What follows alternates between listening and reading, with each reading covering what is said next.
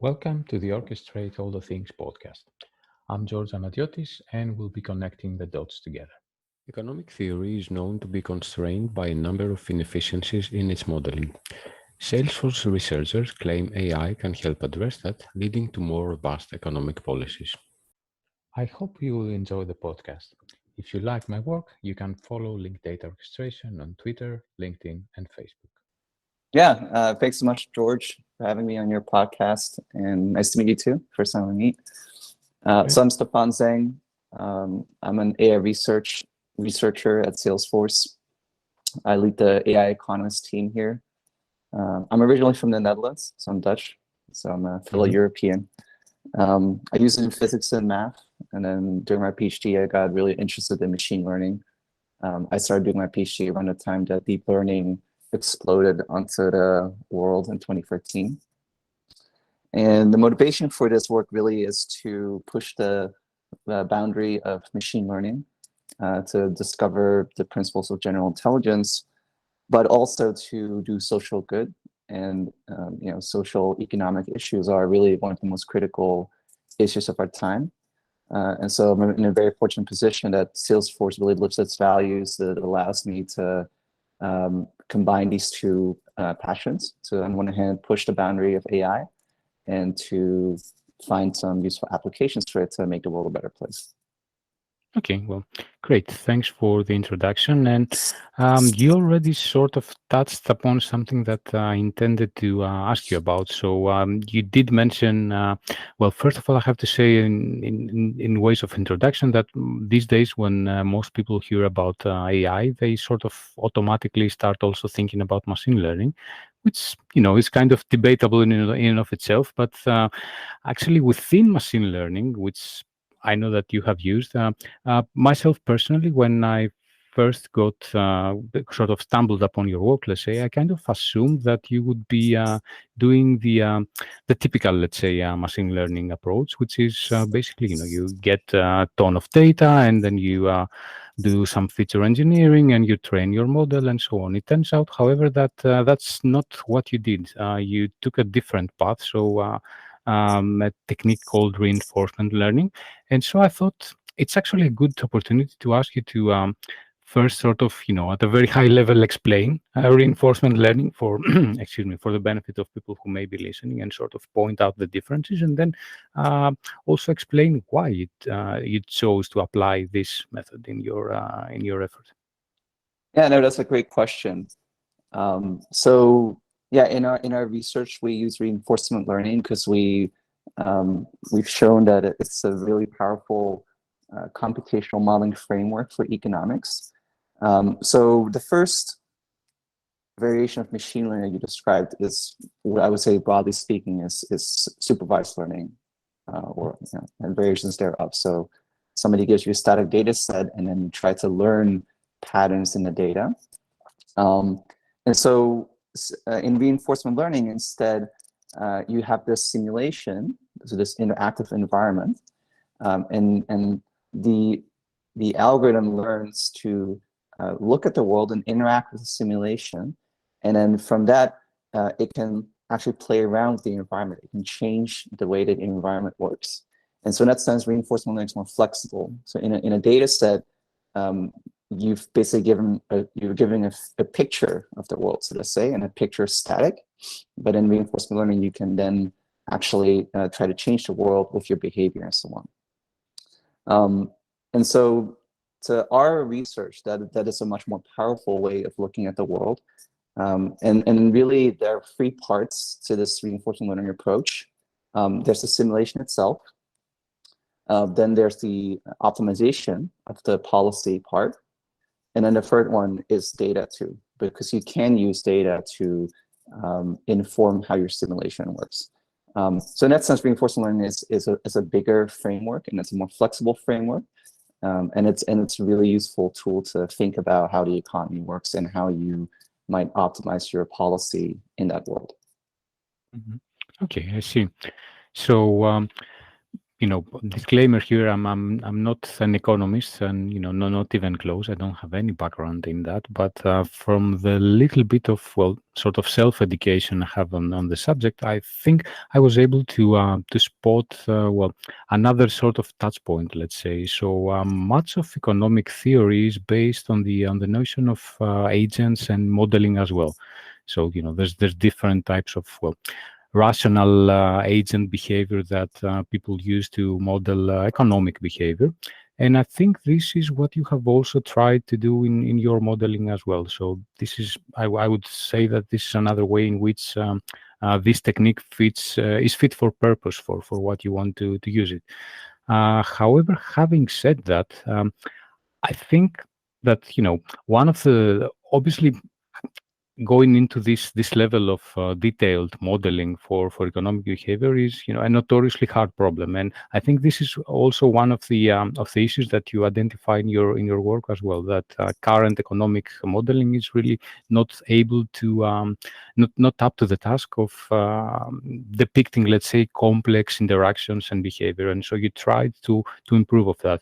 So how did you try to do that exactly? So what are the points that you think that you were able to improve through your modeling? Yeah, no, that's a great question. So the first paper that we published in Science Advances really looks at two parts of the three that I mentioned before. So we looked at optimizing policies and simulation of the economy. And in the first part, when you talk about optimizing policies, the beauty of reinforcement learning is that you are very flexible. So that means that if we looked at income taxes.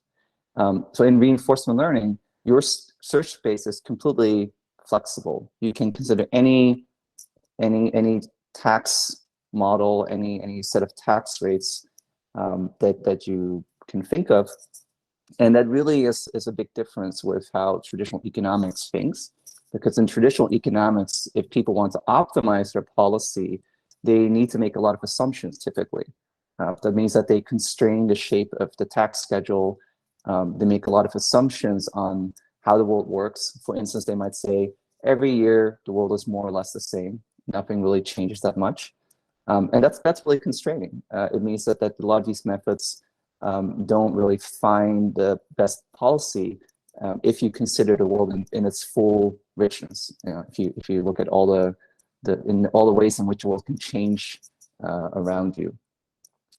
So the second part is simulation, and the reason that's that is such a powerful component is that it allows you to think about what if scenarios, right? And if we go back to the data that I mentioned, if I give you historical data, that's kind of like a picture, right? The picture's static. I know what happened, but I don't really know what happened if I had done something different in the past, right?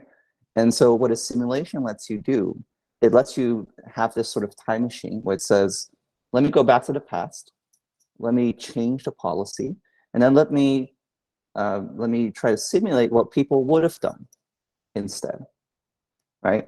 And so this modeling of how people might have responded in an alternative scenario where the government might have done something different, that is really the power of using these simulations. And in traditional economics, this is also captured by something called the Lucas critique. This is a very well-known, it was a very well-known economist called Robert Lucas. And he wrote this critique where essentially he was pointing out this issue of history being a picture, economics not really being able to think about what if scenarios. And really our work is addressing that, in a way you can think about it as addressing this issue. Mm-hmm. Okay, so since we're talking about scenarios, then I was wondering if you could very briefly outline what sort of scenarios did you model and explore in your work. As far as I was able to tell, it was mostly centered around taxation, and actually even more specifically taxation of labor. Unless I missed it, I didn't see modeling having to do with things such as taxing assets or other capital or international trade or this sort of thing. So can you give us like a brief analysis on what you did include and how did you run simulations and what kind of different parameters did you play with in your simulations? Yeah, no, I'll try to give a brief overview. So yeah, we only looked at income taxation, so no other forms of taxation. And we built this spatial temporal two-dimensional world. And in this world, there's agents who can work, they can mine resources and then build houses and make money that way. And that income that they earn through building houses is then taxed by the government. And what we asked the system to do is design a tax system that can maximize a combination of equality and productivity in this world. And then we compared that with baseline tax policies. And so these include the free market, a progressive tax system that is similar to the US federal tax system, and something called the SAS formula. And we showed that the AI economist actually finds higher combinations or better combinations of equality and productivity in this world. And so we essentially considered a lot of different layouts, spatial layouts in this world, because the agents are actually moving around. We considered different distributions of resources. We also considered agents that have different skill sets or skill levels. And what that means is that some agents might be really good at building high quality houses. Some agents might not be as good as building houses, and similarly for gathering resources and so on. And what you see is that this AI economist, because again, it's not constrained to the assumptions that these baselines are making about the shape of the tax schedule, for instance, or about how the world works. We find that this reinforcement learning framework of ours can then find these really well-performing tax policies, meaning they find higher equality and productivity combinations. Mm-hmm. So how exactly did you run the comparisons to those baseline policies? Did you somehow code them into your system and run your simulations based on those parameters? No, yeah, exactly. Yeah. So for the free market, that is a baseline case where there are no taxes at all. So that's not really, it is a base case. Although I'll say that in the real world, nothing is really free. Right? There's always a little bit of tax. In a progressive case, we took inspiration from how the US tax system works, which means that as your income grows, your marginal tax rate is higher. And the way you calibrate it is that the income distribution in this simulation is similar to what you see in the US today. So you can look at the distribution of incomes. And then for the SAS tax, we essentially followed SAS's own papers that talk about how you implement this formula if you are given data on people's behavior. So you need to do a so-called log-log regression. So you have a bunch of tax rates that you've observed. You have a bunch of incomes that you've observed, and then you can regress the two. And it gives you the parameters that you plug into a formula. So this formula is just the one that he's derived using theory. And yeah, so those are the three baselines that we used. Okay. Another thing that sort of drew my attention, let's say, in your work was when kind of drilling down the details really was the fact that unless if I missed something, it seems like you only used a small number of agents in your simulation, so 10 if I'm not mistaken. And I'm wondering why did you make that choice? Was it like pragmatic restrictions, like compute power that restrained you, or something else? Because I would imagine that this doesn't come very close to a realistic economy when you only have like 10 laborers in the market, for example.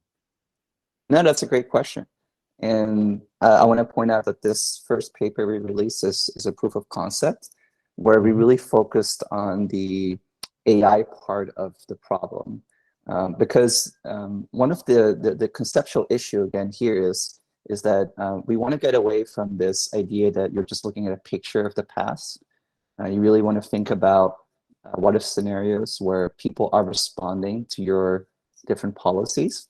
And so the key conceptual issue that we're addressing is the government is trying to optimize this policy, but we can also use AI to model how the economy is going to respond in turn, right? So this is something we call a two-level reinforcement learning problem. There's really two levels of learning in a system.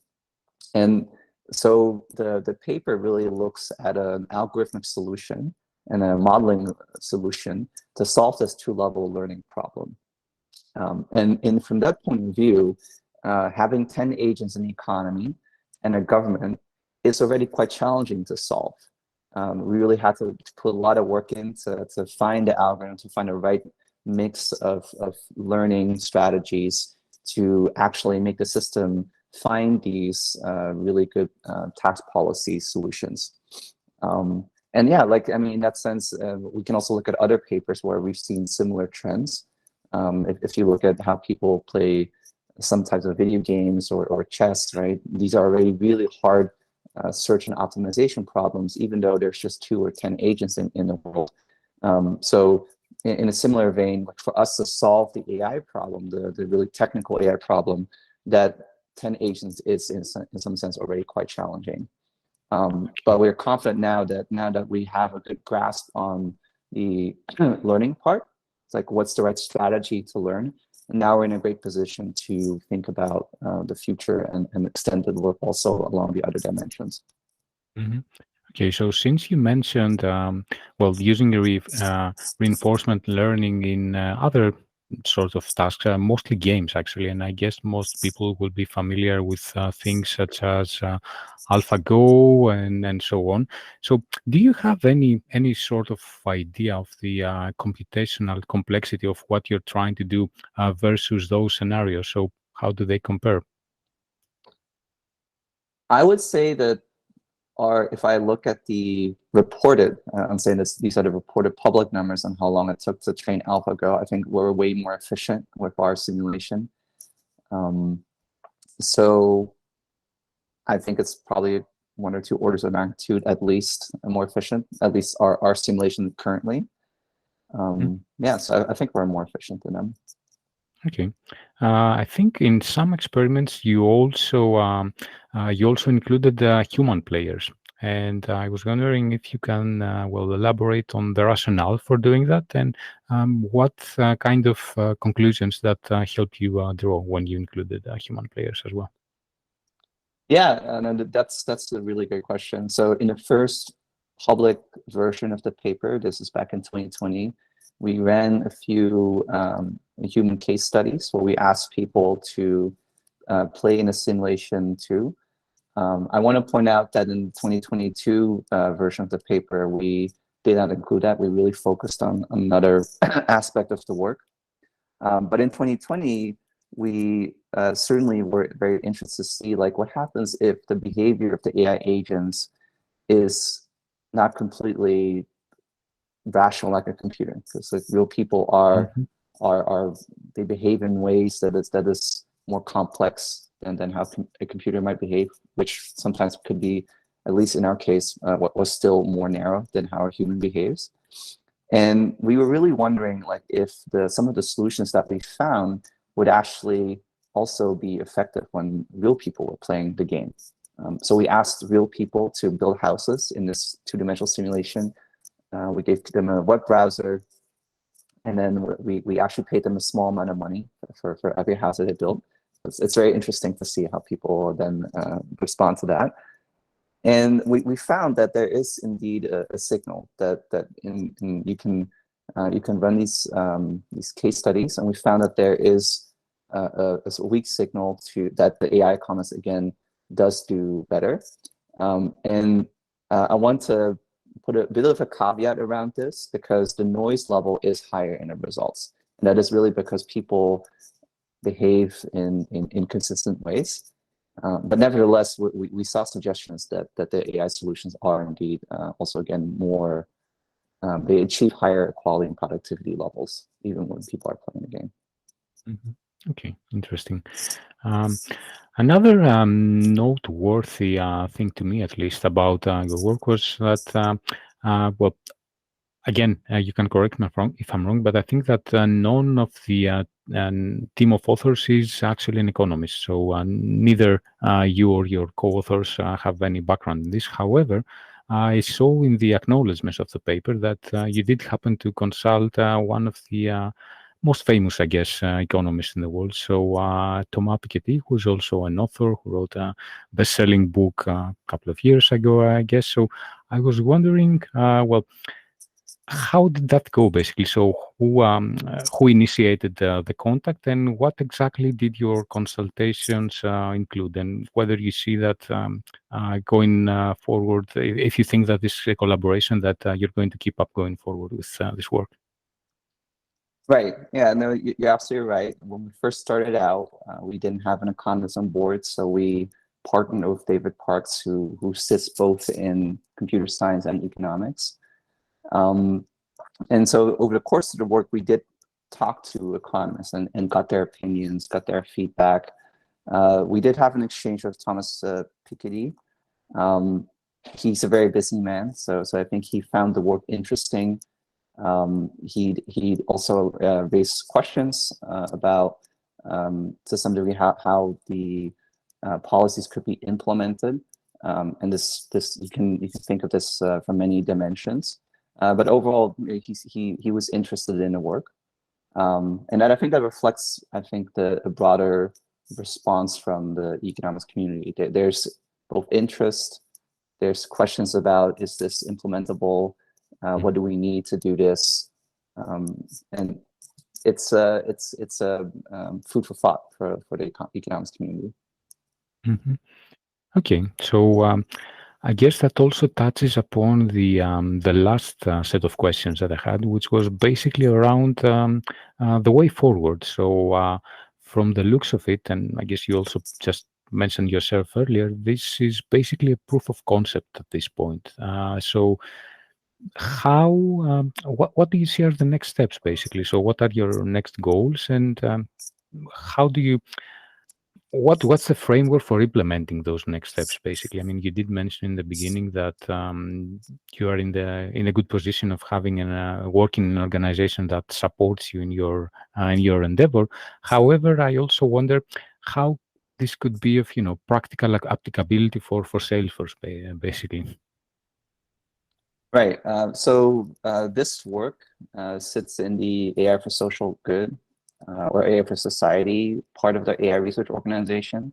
So I want to make clear that the AI economist right now is not meant, where there's no, this is purely meant for research and social good.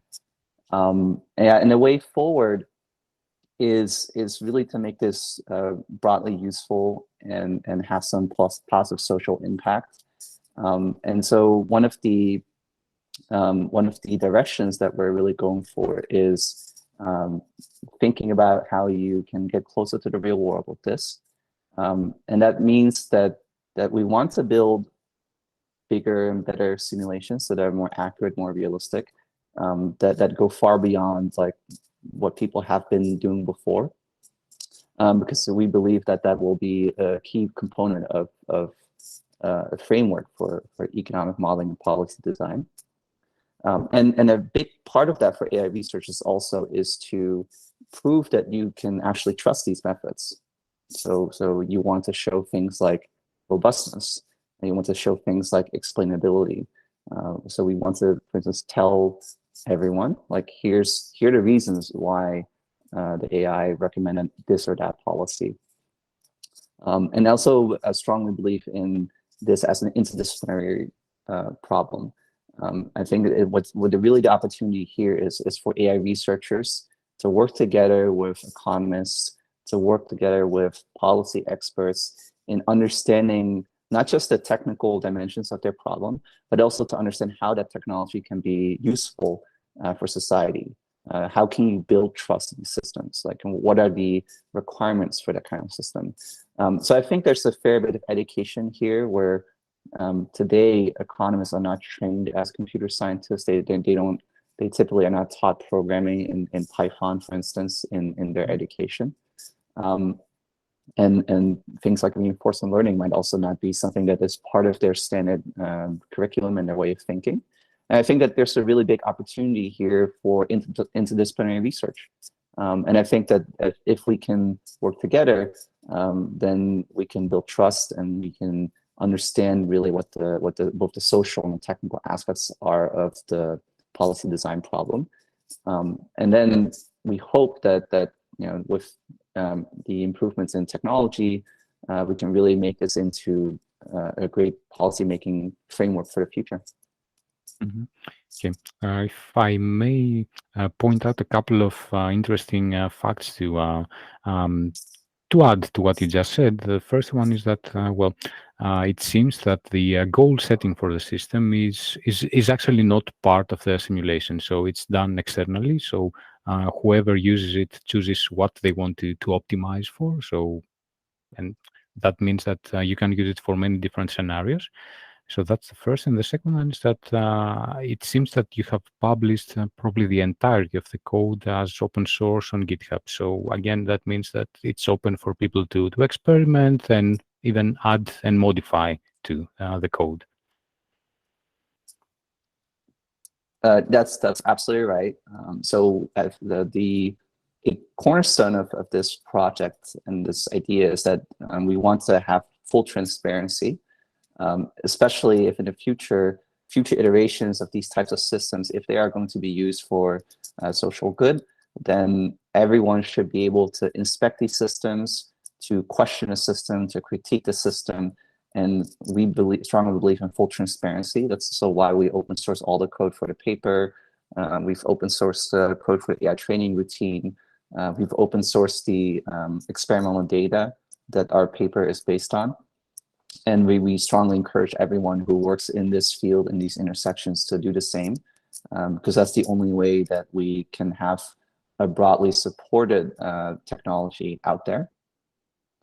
And to the second point about the objectives, that's also a key feature. So we want to be very clear that the system does not make a choice on what combination of equality and productivity it should be optimized for. That is still really up to people to decide. And so we really see this as a very powerful sort of testing grounds for your ideas and sort of a very powerful advisory for people, right? So if people can discuss what the goals for society should be, or they want to understand what the trade-offs are in the economy, then they could use the AI Economist framework to inspect that, to see what the system recommends and why, and then have a very grounded and transparent debate about the various trade-offs. Because ultimately, a key part of economics is that there are always trade-offs that we have to make in the economy. How much equality, how much productivity.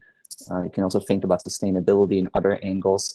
And so at the end of the day, the way that technology can help you is by giving you an insight in what the optimal trade-off is, right? And so what is the optimal Pareto frontier that you can find?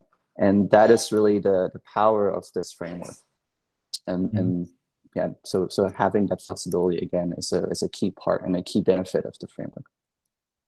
Great. Well, to be honest with you, I'm glad that that you say so, because, well, as a fellow European and a fellow researcher in past life, I was also involved in similar types of efforts, let's say. And so basically collective decision making, you can come at it from two different angles. One is like the top down, okay, here's this perfect modeling of the world. The other one is the bottom up, like deliberating and, you know, kind of debating, let's say, around issues. And it sounds like the approach that the way that you want to take with this is actually sort of combine those two, because without transparency, then it will be really hard to sort of implement those decisions in the real world whenever, you know, the modeling becomes mature enough for that to actually happen. No, exactly. I think the compelling part of this is that what AI allows you to do is really grasp and try to model the economy in its full complexity. That's the bottom-up approach. We can really think about the lowest, smallest elements of an economy, At the same time, yes, people can give these high-level objectives, and that's sort of top-down view. And the beautiful thing about AI is that because of the combination of these things, it's really a new frontier to understand economic complexity.